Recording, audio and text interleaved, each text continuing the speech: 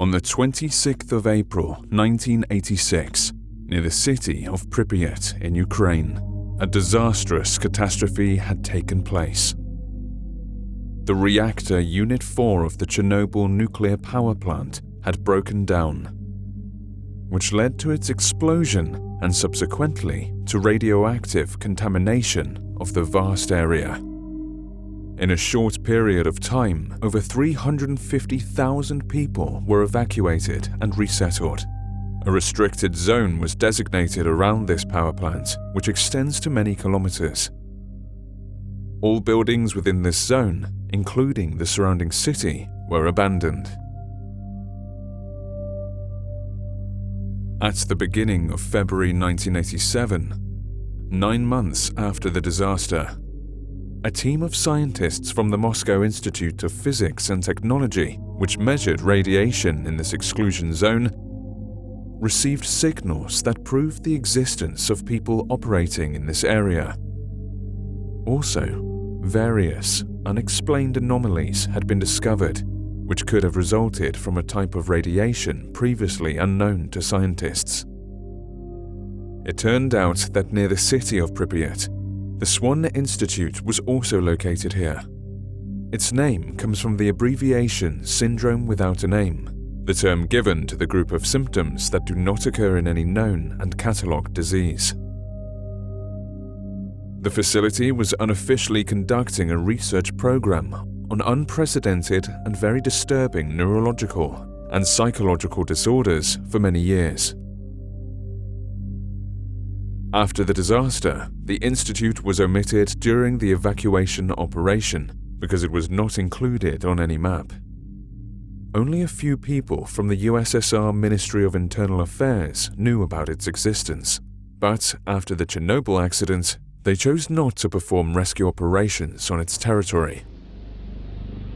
Scientists received details regarding the institute's scope of activity from an anonymous person.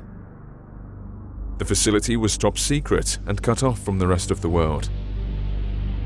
People were sent there from all over the globe, and each medical case was unique in its own way. Because of the extraordinary abilities resulting from unexplored and undiagnosed diseases, patients were a threat to the environment. They were caged up and lived in strict isolation. This entire situation was kept secret from people outside the government, other than the few scientists who were made aware of the institute's activities. Scientists from the Moscow Institute, experts from the General Nuclear Inspectorate of Ukraine, and the rescue staff decided to send a special research and rescue expedition immediately to clarify the source of the anomalies and to save people who might still be alive. The group was commanded by Alexei Tokovsky, a rescue specialist. After determining the exact coordinates of the facility, the group reached the place and got inside. However, all people were separated and lost contact with each other in unexplained circumstances.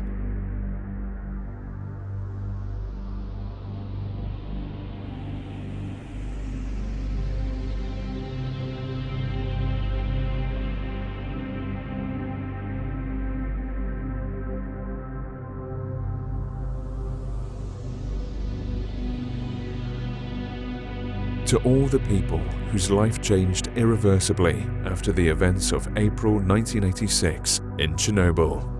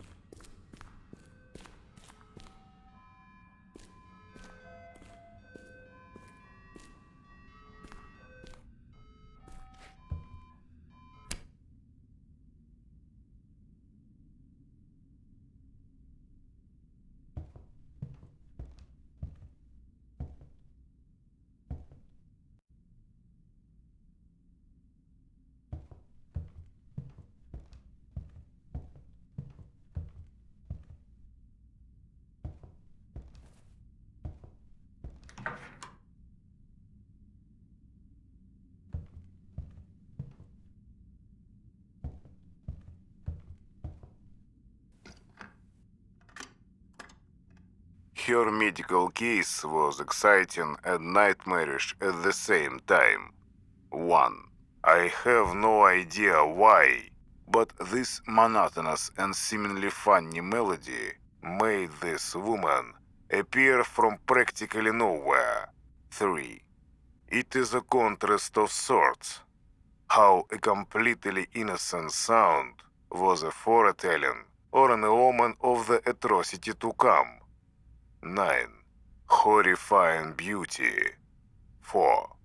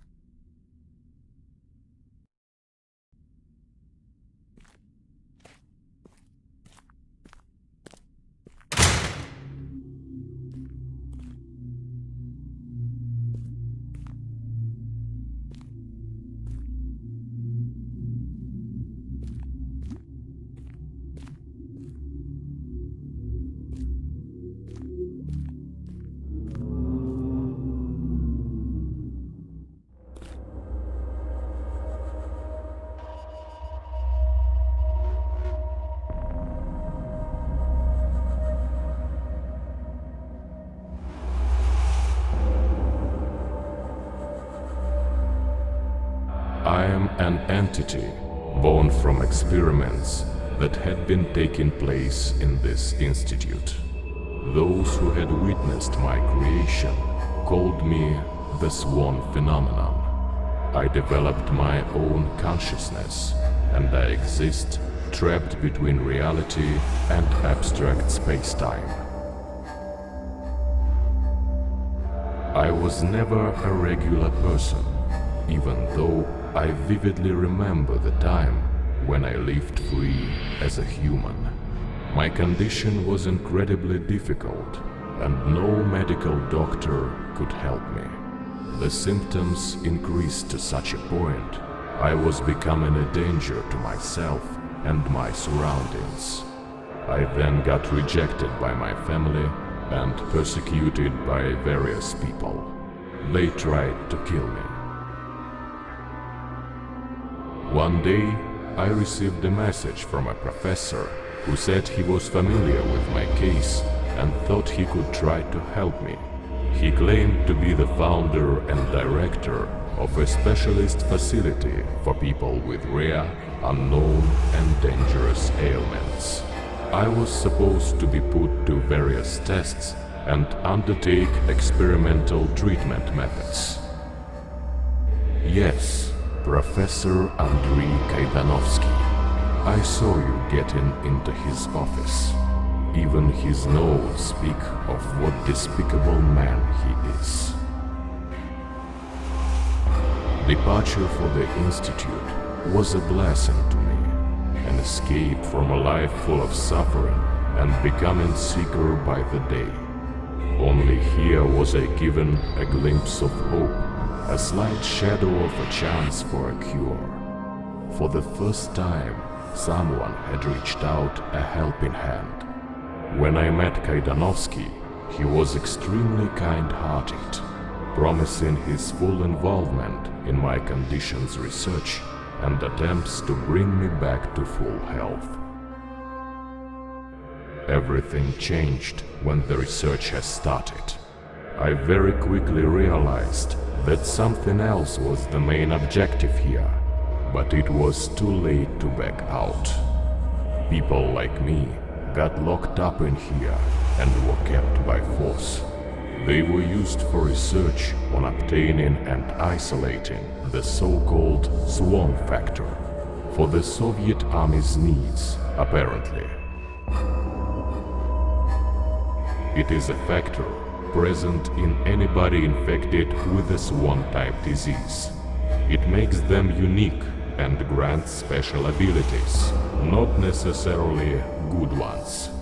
According to the professor, due to the incredible power of my symptoms, I was a great potential source. At the same time, the level of complexity of my illness was extremely high. Experimental methods used by Kaidanovsky did nothing. It frustrated him greatly, triggered some inhuman instincts, even drove him mad. He'd work on my case for hours. I was not indifferent to that. I was suffering and feeling inhuman pain. Thanks to the power of all the devices constructed especially for me, the factor had finally left my body by itself. It divided into two separate entities, light and shadow. I am the shadow entity. You could say that the original me died. However, my consciousness keeps on living in those two elements separated by the factor. At this moment, I have to warn you. The portal you've located, thanks to the Mind Reader, did not appear for no reason. Mind Reader was created in this institute to find those portals and destroy the dimensions they lead to. But for the portal to form and the creator to be able to walk through it, something terrifying is required. If you have special abilities, it is possible to possess a person's life essence through murder and modify space-time to a point. The existence of each portal means somebody's death. Portal's creation destabilizes your human reality. Changes happening in parallel dimensions are starting to have a destructive impact on this world. This is why they have to be destroyed as soon as possible. It is not possible to determine what can happen exactly, but any disturbance to the space-time continuum structure may have terrifying consequences for the whole mankind. It is not to be excluded. After my incident, various tragedies started happening in the Institute. Someone or something started to wreak havoc in here. Chaos took away many lives and new portals were created. It is a lie that the patients did this, although it is most likely what you will read in the staff's notes. I believe it is something much more powerful, some unknown force. This is why the Institute's personnel was trying to fight it so frantically, constructing the mind reader in the process.